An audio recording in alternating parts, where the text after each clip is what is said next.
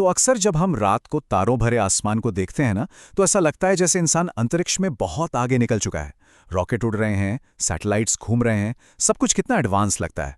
लेकिन आज के इस एक्सप्लेनर में हम ब्रह्मांड के असली और विशाल पैमाने को समझने वाले हैं। और सच कहूं तो हम इस भ्रम को भी तोड़ेंगे कि इंसान कोई बहुत ही एडवांस्ड स्पेस फेरिंग प्रजाति बन चुका है। चलिए सीधे शुरू करते हैं। देखिए, सबसे पहले जमीनी हकीकत पर आते हैं।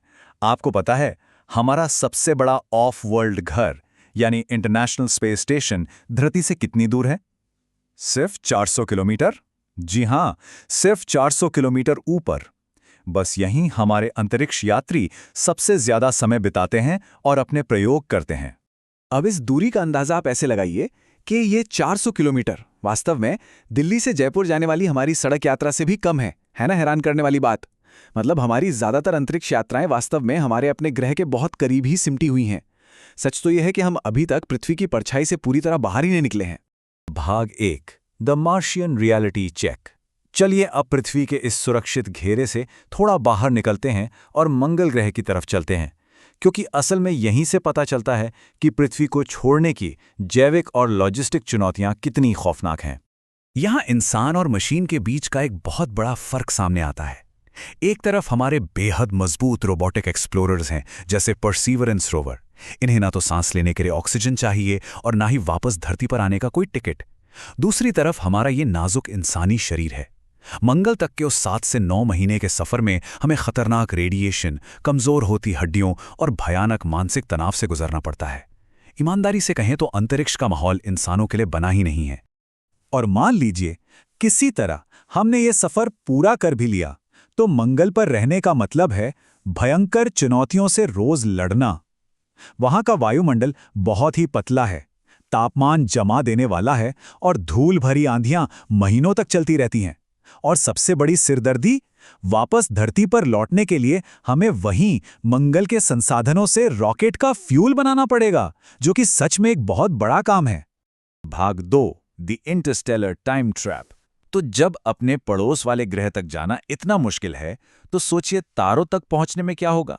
वहां हमारा सामना एक बिल्कुल नए दुश्मन से होता है, और वो है समय। हमारे सौरमंडल के बाहर जो सबसे करीबी तारा है ना, प्रॉक्सिमा सेंटोरी, वो हमसे 4.24 प्रकाश वर्ष की दूरी पर है।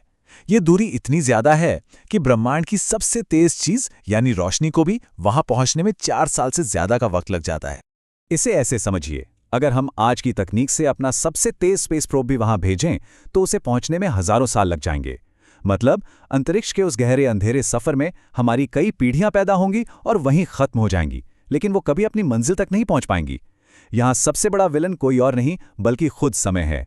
भाग 3, बियॉन्ड केमिकल रॉकेट्स। तो भाई अब सवाल ये है कि भौतिक विज्ञानी इन मुश्किलों को पार करने के लिए क्या तरीका बताते हैं। इसकी शुरुआत होती है हमारे आज के भारी और लिमिटेड केमिकल रॉकेट्स को पीछे छोड़ने से। अगर हम भविष्य की तकनीकों पर नजर डालें तो हमारे पास कुछ ऑप्शंस हैं, जैसे आयन इंजन, जो लगातार चलते हैं लेकिन एकदम कछुए की चाल से। फिर आता है न्यूक्लियर प्रोपल्शन। इसमें ताकत तो बहुत है, लेकिन दुर्घटना हुई तो रेडिएशन का भारी खतरा है।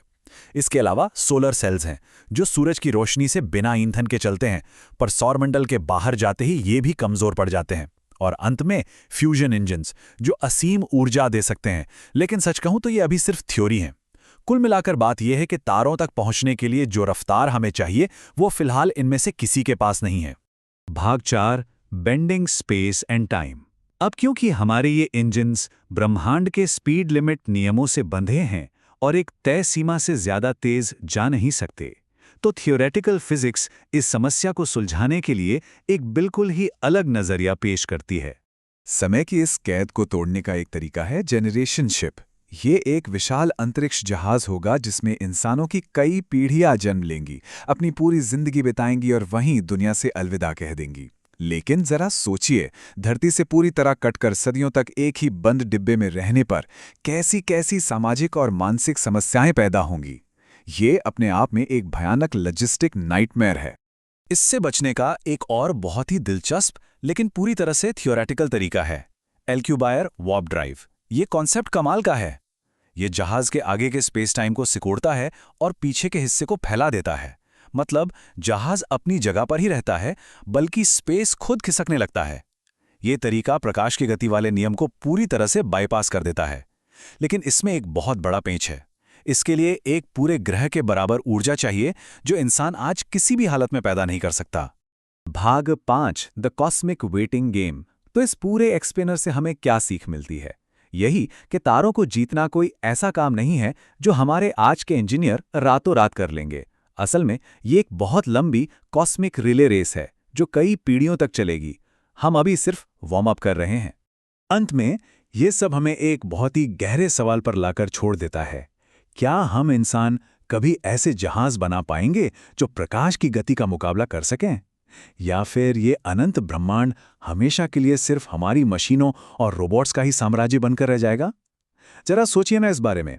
ये एक ऐसा सवाल है जो सच में दिमाग हिला देता है। हमारे इस एक्सप्लेनर में जुड़ने के लिए बहुत बहुत धन्यवाद।